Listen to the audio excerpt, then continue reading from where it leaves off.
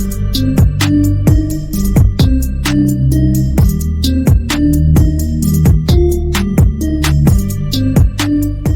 guys, welcome back to my channel. It has been a hot minute since I sat down to film. I do apologize for not putting up any content recently. I just honestly needed a break. But hey, the world's in flames, so what better time to sit down and film than right now? I'm not going to get into it any further than that because we are all abundantly aware of what's going on. Some might argue too aware of what's going on. That person would be me. Because every time I turn on the TV, I open up Twitter or Facebook or Google, even when I open up YouTube, I'm seeing live streams like broadcasting from our Prime Minister or health experts or whoever, and it's altogether too much. I have had enough. I am waving the white flag, and unfortunately I think it is very early days in all of this, so it is too early to be waving the white flag, but I'm like, I'm done. I don't want to hear about it anymore. I'm done. Uncertainty, not my strong suit. Don't like to adapt to change, but here we are. So what I thought I would do, rather than sit here and be all gloom and doom like every other social media outlet I have seen recently, I thought that I would add a little bit of levity to the situation, not making jokes or anything of that sort, but creating a tag, just talking about things that either relax me or make me happy or in some way just restore calm to my soul. So that's what I've done. I've got 10 questions set up here. I do hope that people will do this. I don't care if you put your own spin on it, create new questions for it, switch out questions. I don't care. There's no rules when it comes to this. I really hope that we can all do a little bit just to take a breath, just take a beat, and just add some positivity into the world. So with that said, let's just dive straight into it. All right, so the first question is, what is your favorite way to relax and unwind? No longer taking up first spot, checking social media. Nope. Don't enjoy that experience at the moment. So what I really do enjoy is just taking a hot bath. Some people get skeeved out taking a bath. I am not one of those people. I enjoy the bath. I will sit in my own soup for like 2 hours. I'm perfectly happy to do so, mainly because I am a classic introvert. I need to be alone in order to recharge my internal batteries. So when I take a bath, it's typically because the kids are already in bed and asleep, so they don't need me. They are not in my grill. Barry's downstairs in the basement playing video games or watching TV, doing whatever makes his soul happy, and the animals are not in the room with me because I shut the door, and unlike my kids, they can't open it. So it's my own private little sanctuary, and I turn the big lights out, I light some candles, I throw a bath bomb in there, and I am happy. Now the irony, however, is that while I am relaxing in said hot bath, I am typically listening to a true crime podcast. Generally speaking, about a serial killer. I don't know, I'm a multifaceted human being. I have a very complex personality. I don't know. It's either that or I'm just really weird. I don't know. Either way, I like to listen about people getting murdered while I sit in a stew of my own filth. I have no regrets. All right, question number 2 is, what is your favorite comfort food? I wrote the question. You'd think I'd have a good answer for it. Favorite comfort food used to be pasta, but pasta and I don't always get along anymore. It kind of hurts my stomach a little bit, so it's a very like small dose kind of food for me. I don't actually know what my own favorite comfort food is, and I wrote the question, so that was really stupid, wasn't it? Pizza, I guess. Okay, let's do a savory option and a sweet option just to bail me out. So on the savory side, pizza. Pizza will always be a comfort food for me. Again, can't eat very much of it, but carbs. On the other hand, on the sweet side, I don't have it very often, like at all. I can't actually remember the last time I did have it, but apple crumble. Freaking love apple crumble. I don't know what it is. It's like, it's just sweet enough without being cloying. I can pretend like it's healthy because it has a fruit in it. And it's just delicious. Let's move on. I'm not answering my own questions well. Question number 3, ASMR, creepy or relaxing? If you're not familiar, ASMR is, I don't even know, autosensory meridian response. Basically like when you hear like tapping noises or whatever, scratching noises, and you get like tingles up and down your back. That is what ASMR is, and there is a whole community of it on YouTube, and personally, freaking love it. I love ASMR. I listen to it when I'm falling asleep. If I'm not listening to a murder podcast, I listen to it while I'm at work. It's just background noise for me. It helps me be more productive and concentrate better. I listen to it while I am editing videos. Like it just, I'm constantly listening to ASMR on YouTube and I love it. I will link some of my favorite ASMR channels down below in the description box. So if you are so inclined, you can go over and check them out. But I really enjoy it. And I've even discovered that I can like create my own layered ASMR videos simply by playing like 3 of them in the background. So I will open up separate windows, put YouTube on in each of them, and then 3 different kinds of ASMR videos. And then like my brain explodes from all of the like overstimulation. But again, I could be a little weird, but it works for me, so no regrets. All right. Moving on to number 4, who is your rock? So in other words, who in your life sort of keeps you grounded, keeps you sane, is there, unshakable, unflappable, even when you are falling apart? And it should really come as no surprise, but Barry is my rock. Barry has always been my solid foundation. From the time we were very early on in our dating relationship, we were only 2 months into it when my dad passed away. But Barry was at the hospital with me. We had got the call saying, you need to come, he's gonna go tonight. And he drove me to the hospital without ever a second of hesitation. He stayed in one of the like green rooms, like the waiting areas for patients in the oncology ward. And he was asleep on the floor when my mom came in to tell me that my dad had passed at about 5 o'clock in the morning. So he's just always been that like steady, calm presence in my life. Well, always. For the last like 17, 18 years he has been. So I'm very, very grateful for him for that. And I hope that everybody, whether it's a like significant other or not, I hope everybody has a family member, a friend, somebody who is their rock. All right, moving on to the next question. It's something a little bit lighter. What color makes you happy? I've got to say, this color, doing the trick right about now. It's from Melt Cosmetics, and it is the shade Fiesta, part of their Amor Eterno collection that they put out in the fall. That color will get it done. Also, bright sunshiny yellows and basically any color of blue. Not so much navy blue, but like royal blue or turquoise, anything along those lines. They always just make me happy. They're just such bright, fun, vibrant colors, and they always just bring a smile to my face. Well, maybe not always bring a smile to my face, but they make me smile on the inside. I'm coming across as like a true legit weirdo in this video, but whatever. Okay. Question number 6, we'll bring it into the makeup world. So the question is, what part of your makeup routine do you find relaxing? And for me, I find blending eyeshadows to be very relaxing. I really enjoy doing makeup, and particularly doing eye makeup, simply because it takes my mind off anything else.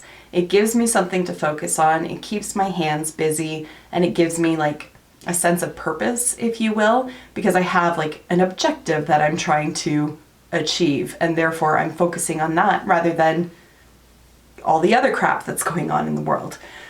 So that is probably my favorite part of doing makeup, is the eye makeup, although lately I have worn nothing but neutrals, but I still enjoy applying it, so it still stands. Question number 7 is, what beauty product sparks joy? So whether that's like a category or a very specific item, I'm probably going to answer with a couple of things, because one of them is right back there. This certainly does spark joy for me. I think it's just so beautiful. I think the fact that one of my subscribers thought of me made such an incredibly generous purchase and then mailed it to me. Like, that in and of itself, even if it was like the most hideous cover, that would still bring so much joy to me. But the fact that it's as beautiful as it is and the shadows inside are equally pretty, it just makes me so happy. So that's why I have it sitting right smack in the center there so that everybody gets to see it. So there's that one. And then just in terms of like a category, it's a hard toss-up between lipsticks and eyeshadow palettes, because frankly, I'm wildly obsessed with both. I love the creative packaging that can be available for both, frankly, for palettes and for lipsticks. I love all the different variety of colors out there. I like trying new ones. I like mass collecting them. So those two just speak to my soul. I don't really get so jazzed about like a new setting powder or an eyeliner. Like, it just doesn't really do all that much for me, but lipsticks and eyeshadow palettes, I've got a soft spot for them, absolutely, for sure. All right, so the next question, number 8, is what TV shows are you currently binging? I recently discovered that for whatever reason, we now have HGTV available to us. Sometimes they do this where they'll give us like a 1 week or a 1 month preview, and then they yank it away just as I get completely hooked on something. So what I've started doing is just PVRing the crap out of that channel. So our PVR has jumped from like 7% full to like 39% full in about 3 days, just because I am recording basically every episode of every show that's on that channel. So that's what I've been binging lately, is like House Hunters, Flip or Flop, House Hunters International, all of those kind of things. I love it. But it also makes me like murderously jealous when I see people who live in like Texas and they're like, hey, I've got a budget of $400,000, and they buy like a palatial estate that would literally cost like 1.2 million where I live. So I have to like small dose myself, or else I get very bitter about the fact that our real estate market is a hot pile of poop right now. But that's the show that I am currently binging. I'm also binging the crap out of a variety of true crime podcasts.